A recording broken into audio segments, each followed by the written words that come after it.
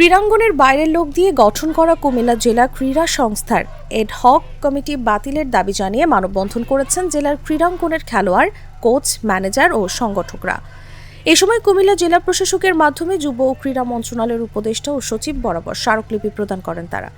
এছাড়াও ঘোষিত কমিটি বাতিলের জন্য সংশ্লিষ্ট কর্তৃপক্ষকে 48 ঘণ্টার আলটিমেটাম দেওয়া হয়েছে।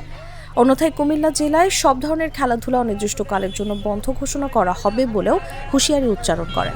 এই কমিটি অবিলম্বে বাতিল করে ব্যাডমিন্টনের সাধারণ সম্পাদক বিপি ওয়াসিমকে দিয়ে পুনরায় কমিটি গঠন করার জন্য জোর দাবি জানাচ্ছি। আজকে আমরা ডিসি সাহেবের এখানে স্মরণ হয়েছি, আমাদের সকল ছাত্র ছাত্রী খেলোয়াড়দেরকে নিয়ে আমরা এখানে উপস্থিত হয়েছি। আমরা ডিসি সাহেবের কাছে স্মারকলিপি জমা দেব, অবিলম্বে এই অ্যাডহক কমিটি বাতিল করে প্রকৃতপক্ষে খেলোয়াড়, প্লেয়ার, কোচ তাদেরকে দিয়ে কমিটি গঠন করতে হবে। বুধবার দুপুরে কুমিল্লা শহীদ ধীরেন্দ্রনাথ দত্ত স্টেডিয়ামের সামনে মানববন্ধন অনুষ্ঠিত হয়। পরে তারা কুমিল্লা জেলা প্রশাসক কার্যালয়ে গিয়ে স্মারকলিপি প্রদান করেন।